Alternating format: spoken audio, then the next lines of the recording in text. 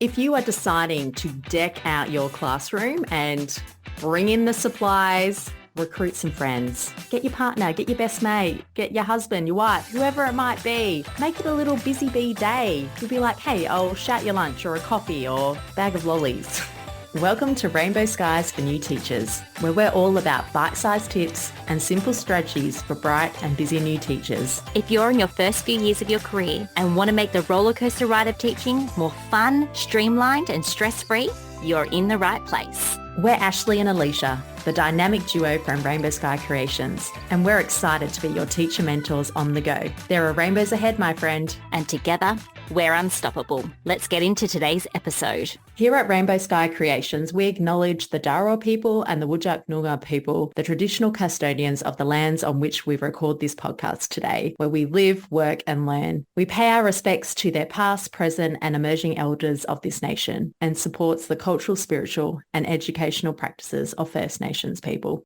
This episode is brought to you by Transform Your First Years, a membership for new teachers. The doors are currently open. Hello and welcome to today's episode. How's things in your world, Ash? They are great. I'm feeling so excited and energized after our new teacher challenge that has just ended. Oh my gosh, it was hyped. We had new teachers asking so many questions. We always get a little bit envious that we're not back in the classroom, but we got so many teachers feeling as though the load had been lifted because we walked through what to plan for the first week, how to get those kids in the classroom settled, understanding all the expectations you have in the class. And if you're feeling a little bit envious that you missed out, we do have some replays available. Where can we find them, Ash? Yeah, don't worry. If you go to our Instagram page, you can find them there and the cover page will be really clear. It'll say challenge day 1 and you just have to click on that and you can watch it all and can still get the workbook if you need that. And we'll pop the link to that in the show notes for you. So don't worry if you feel like you've missed out. There is no FOMO here at Rainbow Sky. Not at all. We cater for those who are like, hey, I was actually having a holiday. I didn't want to think about school just yet. Yeah, that's totally fine.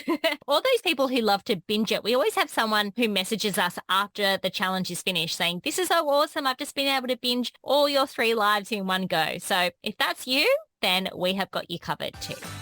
Crayola Creativity Week is back again. The week-long worldwide program aims to nurture young children's minds and give them space to let their originality shine with plenty of resources and giveaways. The program, which targets primary school age children, has been designed to assist teachers in the classroom and includes numerous new educational resources, a teacher guide, inspirational videos, daily challenges, downloadable thinking sheets, plus share students' ideas, projects and work in a secure online gallery and connect with other creative classrooms around the country during the live celebration assembly event. Sign up for Crayola Creativity Week for free at crayola.com/Creativity Week.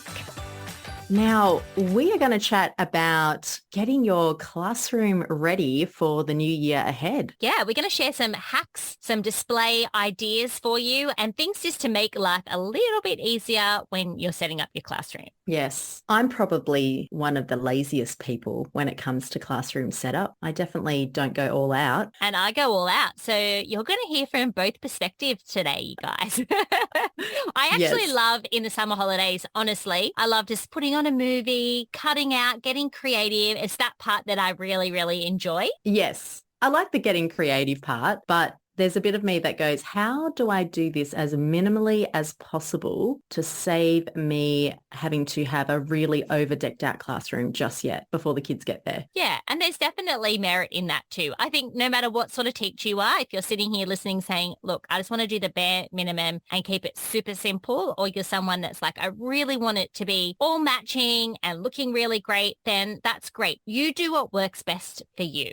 There are no rules here. No rules at all. But I would say when I do go scrolling and I see some of those amazing classrooms, or I go jump into a colleague's classroom and they've gone and decked it out, I'm like, hey, do you want to come do my room? Like, you've got a really good style here. I'm liking it. Can you just pop on over to 3B and get that set up too, please? That is working smarter and not harder, isn't it? It is. And that person would probably love to do it. Yeah, I feel like it's a job that has gone amiss, like a classroom decorator. Like, they would be in hot demand during the summertime, but I think there's validity in that job. Definitely. It's funny you say that because a few years ago, I think it was about 2 years ago now, I got a message from an old colleague of mine and she said that she was going back into the classroom, her own classroom for the first time in a long time and did I have any ideas or tips for her to help decorate it? And I said, you know what? I will actually help you do it because I really enjoy it. And that's one thing I do feel a little bit jealous or envious at this time of the year when all the teachers are going back and setting up their classrooms. Like I want to be doing that too. So we organized a date.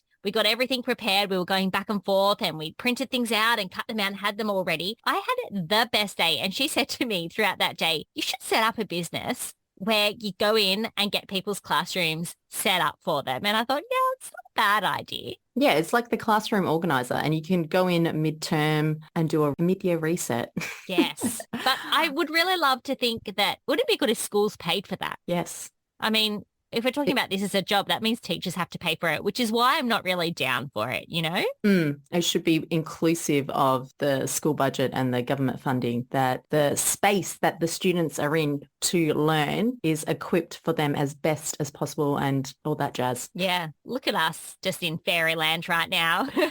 Oh, that's it. Let's go into reality and give you some tangible tips that you can use when you're setting up your classroom. Okay, so we've put our brains together to come up with as many time-saving hacks as we possibly can to help you create great learning spaces for your students. So the very first thing is not really a hack, but just really a reminder that you need to go into your classroom and check what furniture, what resources, what materials you already have in your classroom. Is there anything there that you have inherited that can help you get started? I know that I've started in classrooms before and sometimes they've been a big mess. Sometimes I've inherited some really great things, like things that I can put up on the wall that I don't even have to go and get organized, which is great. So go and check what you've already got. Yes. And it's really good as well to see what your colleagues might be leaving out the front of their classroom because they're like, I don't want that, especially if you've got a teacher who might have inherited all this flexible seating and wobble chairs, but they're like, oh, I don't really want to have that in my classroom. And you might be like, oh my gosh, I do. As I would say with my kids, do you want to do a swapsy? Or can I take that off your hands and help you out? So any school that you're at, they're going to have a storage facility for things that they put away to be like saving that for a rainy day. So you might even want to find out where that space is because there could be some real gems in there. Yeah. One classroom, I moved to a new school, my last school that I was at, and I had this big chunky computer desk. You know, those big desks that they used to have the old desktop computers on, and they were saying, no, sorry, you can't get that out of your classroom. Like it has to stay in there. And I thought, what am I going to do with this desk? Because it takes up a lot of space. And what I ended up doing is putting it right near my teacher desk, and it kind of came out from the wall, and I got all the spare chairs and put it around it. And we called it the boardroom table. And I had a big roll of that IKEA paper that lived at the end of the desk, and we'd pull it out and the kids would write all over it, and we'd do literacy groups around it. And the assistant principal would come in and she loved that desk. She'd be like, oh, what's happening on the boardroom table today? And it was great just to sort of regroup and look at the furniture that I had and reuse it for something else. It wasn't ideal. I would have way preferred a round desk that we could have sat at and worked at. But, you know, it was what I had and it worked out for the best in the end. Yes. Sometimes you just have to look at it from a different angle and be like,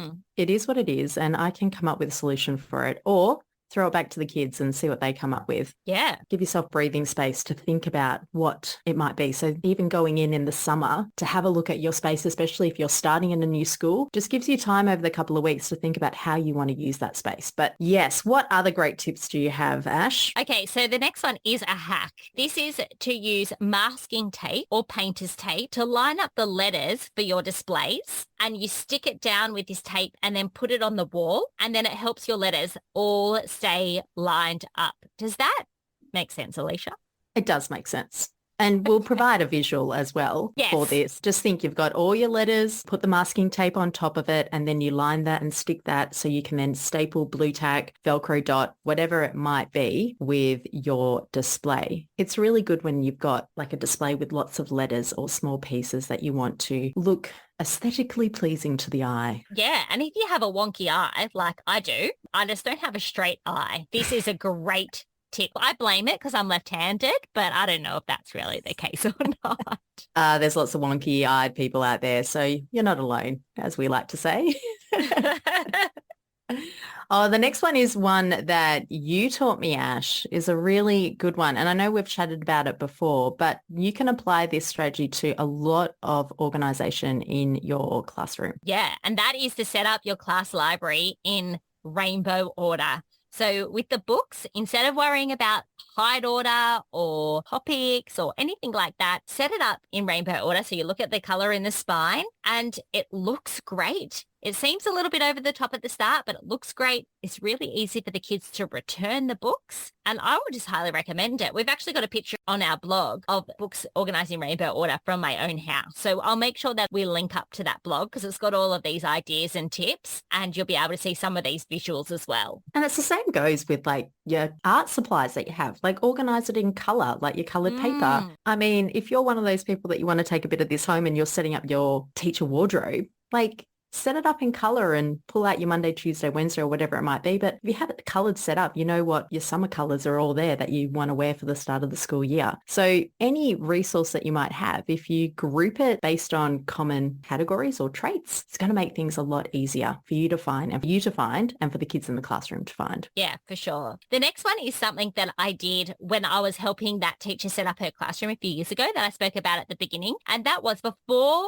we started, we looked around the room, we decided where the main bits of furniture would go, and then we got Post-it notes and we planned out where everything was going to go. So we just wrote out different displays. We had one different display on each Post-it note. So it might have been the growth mindset display, reading groups, motivational posters, kindness banner, all of those sorts of things. And then we put them around the classroom. Now, the reason that this is a great hack is because when you find, oh, that's not really going to be able to go there, it's far easier to move a Post-it note than it is the entire display. Absolutely. And it's the same goes with if you choose to allocate seats for your students. You pop their names on Post-it notes and you stick them around the classroom and you can see like, oh, if I've got groups, those kids are going to work together or this might not work together. But you just keep that little stash and pull it out when the class might want to do a swap around. You just each give them, you know, a little Post-it note or you surprise them and they come in and they have to find their name on the Post-it note. I used to do that quite a lot. So yeah, sticky notes for the win. That's fun, actually, coming in to find your name that way. Yeah. It's like a little lottery. Surprise.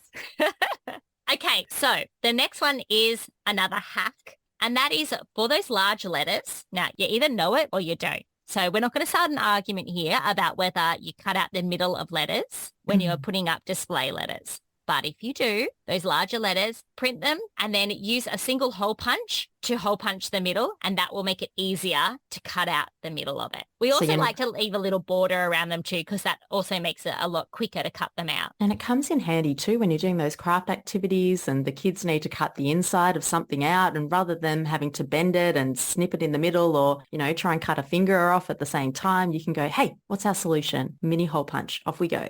Yeah, those single hole punches, I just picked mine up from Kmart, but you could get it from any stationery style of store, I'm sure. Yes. Now, the next one comes to your pin boards. Sometimes your pin boards might already have backing on them. Like some people like to use big strips of coloured paper. Some like to use material. Or you might be like me and you go, I haven't got time to do that. And I came up with this really easy little hack where you just get like borders. So I found party borders at Spotlight one time, or your class might have an overstack amount of it. You know how teachers are notorious for over catering and ordering more things that they need, and it gets thrown into the back of the cupboard and it collects dust and you go, oh, wow, look at this. So what you can actually do is not having to stress about backing the whole thing. You could just staple a border around it, because before you know it, what is going to be filling the middle of that pin board? Yeah, student work. Yeah, kids learning. They're not going to come in and go, Miss, I really like your chevron pattern there. Or, oh gosh, Miss, I wouldn't have gone with that. That wasn't a good colour choice. They don't care. No, they But don't. if you care, do it. Absolutely. Like you've got to do what you need to do. But if you want to not conform sometimes, just don't back it. No, a border does work great. You know what they used to do in Dubai? We used to have teacher helpers in Dubai. It was amazing. We were very spoilt back then with our teacher assistants. And they used to double border. So they would put one border down and then another one, layer it over the top, but just back a little bit. And how good did it look? It looked amazing. Absolutely. I wouldn't have been doing it, but I was appreciative of them doing it. Yes, but that would take less time than backing your entire board as well. Yes, absolutely. Yeah, come up with some workarounds. Yeah. Well, the double layering or the double border was our next point. So we're just going to skip on by and move on to the laminating hack that we've got. Now, this one is very controversial. I'll be honest. Every time we post about it on social media, teachers are either up in arms with absolute excitement or they just deny that this is a thing. I think as well, though, it does come to a price point on how much your laminator cost. Yes, true.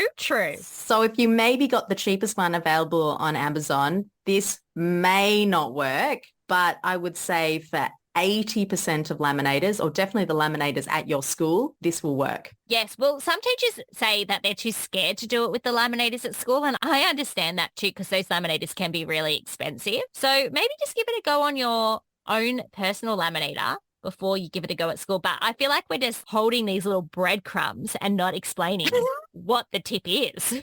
Yes, we are. The tip is that you can laminate 2 sheets at the same time. What? Yeah, so you put one through and then as that one's going through, you can put another one through. It's true. It works. And it saves you cut down half the time because you're laminating 2 things at the one time. That's it. And if you don't want to laminate at all, check out episode 10 where we talk about some workarounds on not having to do any laminating. Yeah, and that is a massive time saver, just cutting out the laminating entirely. Yeah, you can say goodbye to a movie session that involves you having to do something. It's a movie session where you can completely relax and enjoy it.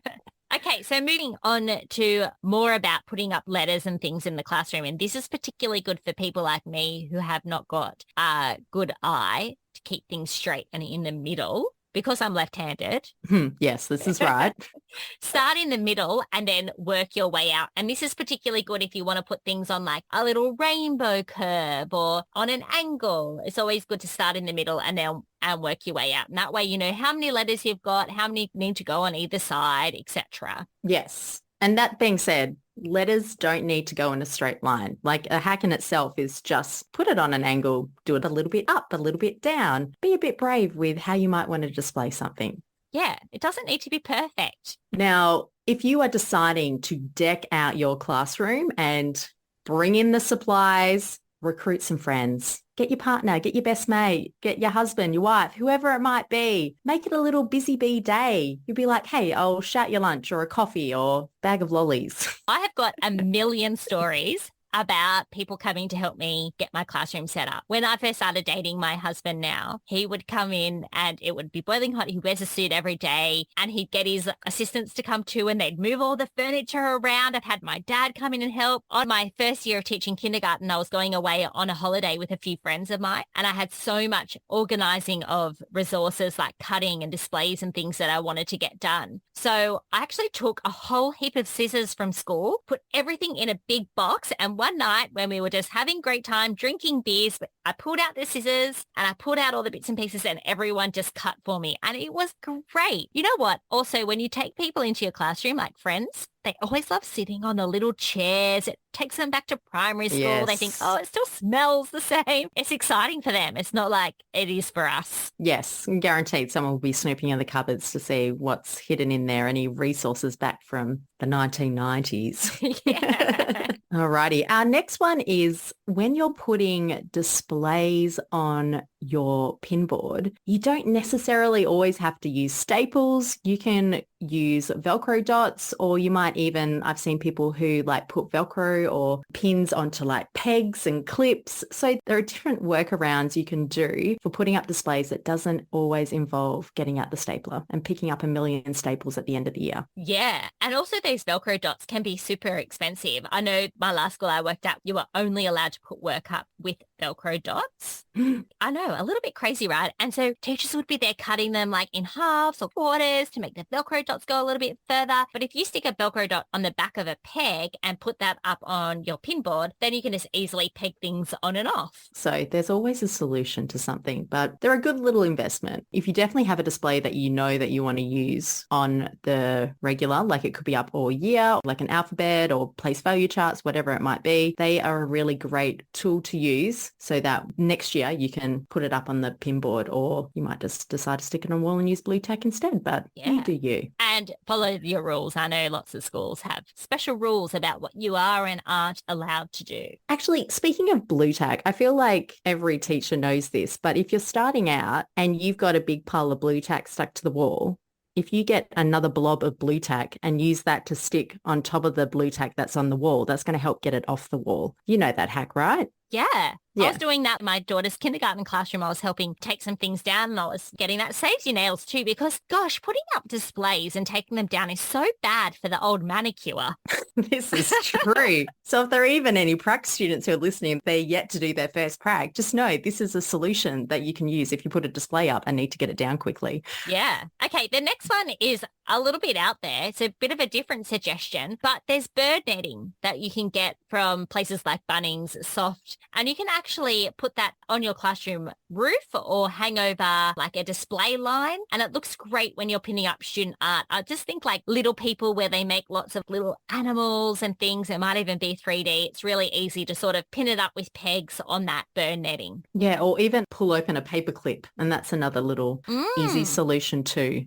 But no, that's really effective. I do like to have things hanging from the classroom. I sometimes have to check myself and be like, is this just visually overstimulating for your neurodivergent students or just your regular humans?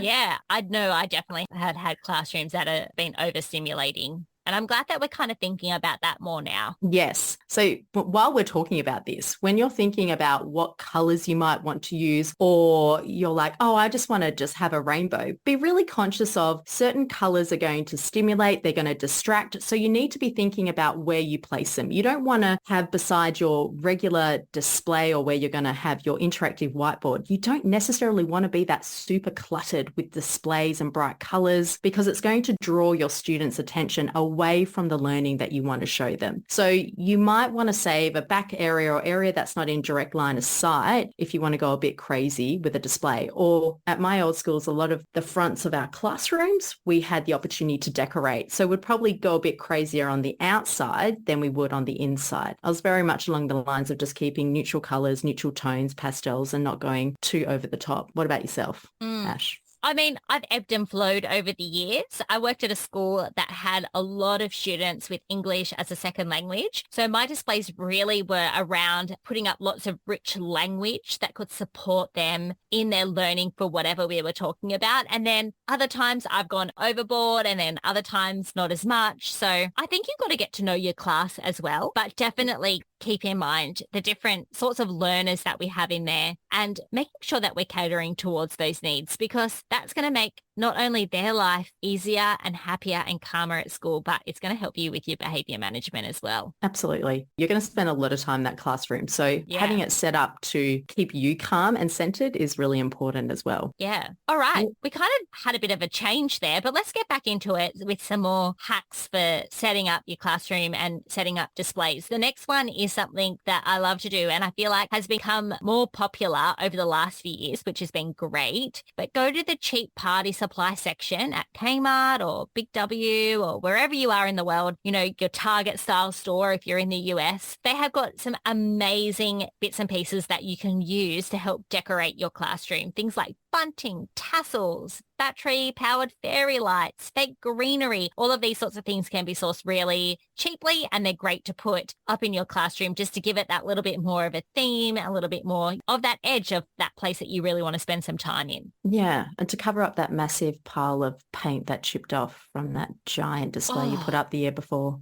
Yes. Walls that have paint. Also in Dubai, I feel like we've been talking about this a lot lately, but every single year they would paint the classrooms. Oh, and that is a build-up of layers of paint. So if it chipped, you saw the rainbow underneath and you were finding some decor to cover that up with. But it was always fairly fresh, which was quite nice. A bit annoying to completely pack up your classroom, like everything had to be boxed up at the end of the year. But yes, anyway. No, absolutely. Okay, what about sit spots? Because they can be pretty expensive. They can. And look, I would be all more an advocate of just getting a class carpet or having a space at the front where it's like, kids, this is where you sit. This is your boundary line. And I guess even if we're looking beyond that, I got to a point where I had kids sitting under the desk. I had kids like sitting behind the table. I had kids sitting on the class couch or the exercise ball. Really, if I know that they are engaged or they are interacting and they're listening and they walk away from that explicit instruction time together on the mat to go do the activity, I don't really care where you're sitting or how you're sitting, as long as you are learning the best that you can with the way that your body is. Yeah. Sit spots do sort of imply that they have to be sitting in a particular way, in a particular spot. And I don't know, as an adult, I don't really like it when I go to a conference or something and I'm just forced in a particular position. I find it uncomfortable. It's so much better when you're sort of empowered over your own body. Mm-hmm. So if you don't want to spend a fortune on sit spots, don't do it. You could use masking tape if you wanted to. You can get colourful duct tape. I have heard that some people say that leaves a residue on the carpet. I don't know. But I'm along the same lines as you, Alisha. I kind of say, well, these are kind of the boundaries and we need to make good choices where we sit. And there's a little bit in that too, with getting the kids to be choosing where they're sitting and having a bit of autonomy and also choice over that to make a good choice for their own learning. Sometimes we take that away from them and it is their own learning and they need to be able to make those good choices. So that's kind of where I sit on that. Yeah. And we're not saying your first day in, you're like, it's a free for all, sit wherever, do whatever. Of course, you're setting the tone. You're setting the expectation in your class. You're having that conversation with them. You're showing them what, calming tools or focus tools that kids might be able to touch or hold while you're doing like instruction and they're working together as a whole class. So as long as you're setting the expectation and you're working through it and any problems that do arise, you talk about it as a class, that's going to be so much more powerful to the learners that you have the privilege of teaching all year. Yeah, it sure is.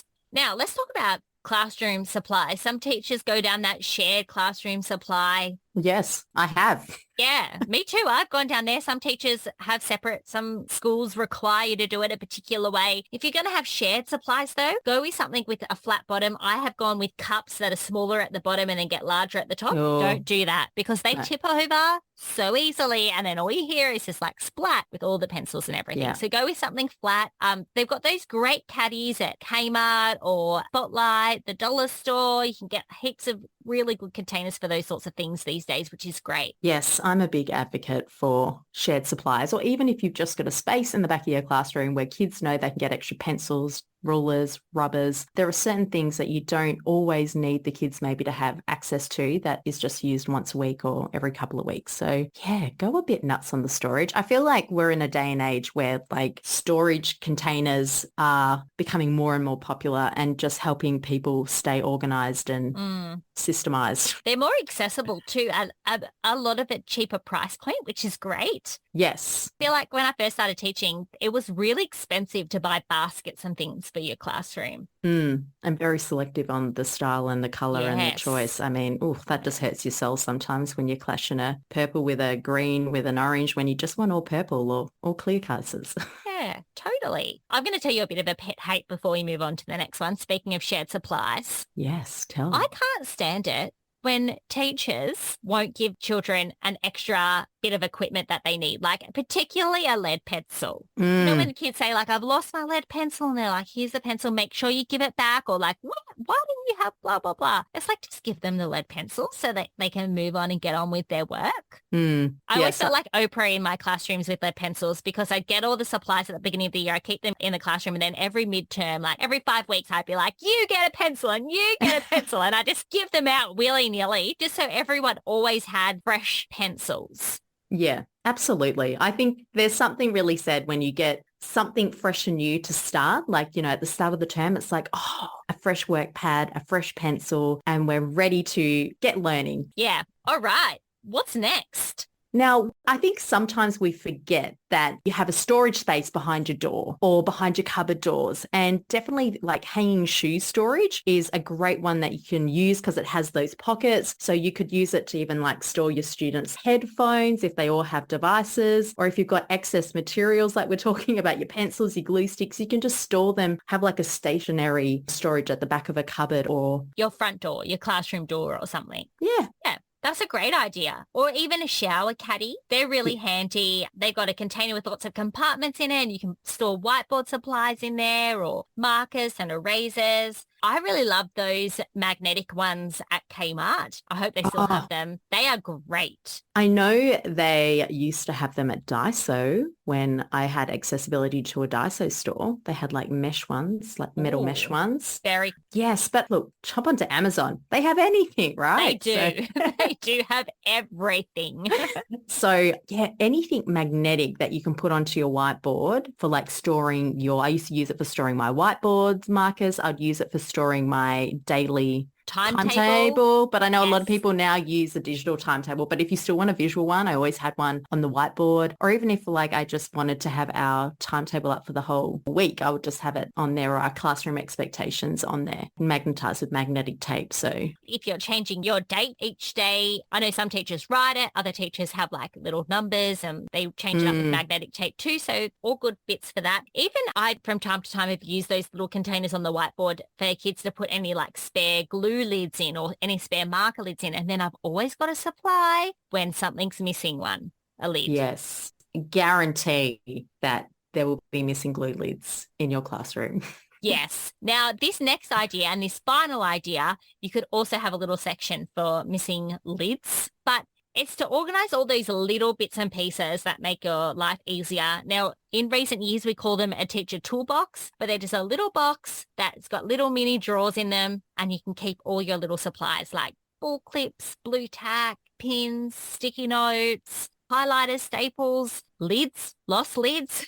Yes. Band-aids is a really good one to put in there because, you know, you're always needing those from time to time and the kids can actually just go and help themselves. But I love this because it doesn't clutter your top drawer. Yeah, absolutely. And it's easy to see because, you know, there's going to be those really inquisitive kids who are just like, Miss, I really need a paper clip. And you're like, I don't know why you need a paper clip. I don't know what you're doing with it, whether it's part of this STEM activity, but I know you've seen my little container and you actually know where it is. So yeah, sure, go get it. And they'll go straight there and get it. So when it does come to your classroom setup, and if there's one last tip I'm going to give you is you just want to make sure that everything in your classroom has a home. So that tip we gave you with your sticky notes, if you find a supply of resources and you just don't know what to do with them, just put it on a sticky note and find a home for it, whether it's in a cupboard, whether it's in the back corner of your classroom. Just make sure that your stationery, where your reading books are going to be stored, your library, where any excess materials are, that you've got a home for it and you know where it lives. That's our last tip. That's a tip for life, really. Yeah. Give everything a home in your home. Yeah.